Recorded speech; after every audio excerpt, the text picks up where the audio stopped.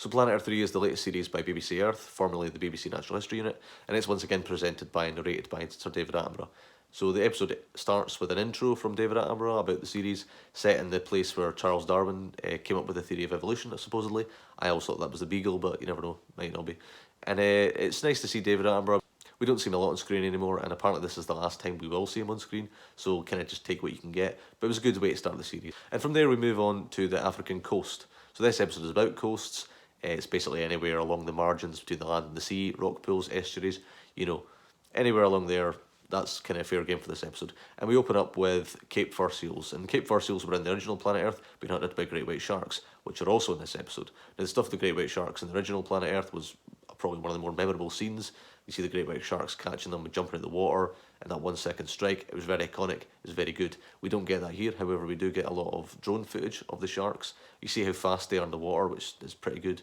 And another thing I didn't expect to see was the seals actually mobbing the sharks. Didn't know that happened. I certainly hadn't seen it before, so it was really good seeing it here. And yeah, it was definitely probably the highlight of the episode for me. Here we move on to the Arctic and we see these things called sea angels. It's kind of like a jellyfish, sea slug kind of thing, and it hunts aquatic snails. I was pretty cool. I hadn't seen anything like that before. And yeah, it's sort of thing you'd expect in the deep seas, and it was kind of cool to see it in this episode. We also see right whales. Now, the right whales weren't doing very much, they kind of just pottered about in their lagoon, but no, still good to see them. And archer fish were also pretty cool. I hadn't seen archer fish since Life Story, I don't think, and that was 9 years ago. I don't think anyone really saw Life Story either, so if you did, like, did you like it? I don't know. We'd seen them shooting insects out the water before. Hadn't seen them like actually leaving the water to catch their prey, which is kind of cool. Something I didn't expect in an episode about coasts was desert lions. So that was a nice surprise. They popped up in both Planet Earth and Planet Earth 2, last time hunting giraffes very unsuccessfully. Here we see them catching cormorants. And it's kind of a funny sequence, they're kind of, you know, out their element, but it's pretty cool to see.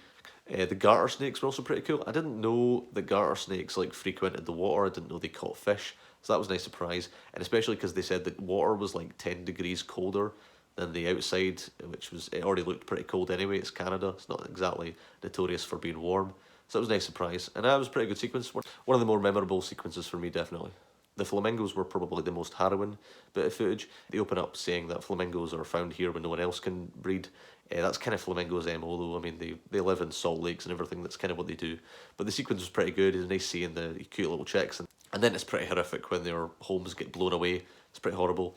Especially when you see the chick like try to get back on the nest. It was kind of reminiscent of that sequence in Seven Worlds, One Planet with the albatross trying to get back on the nest.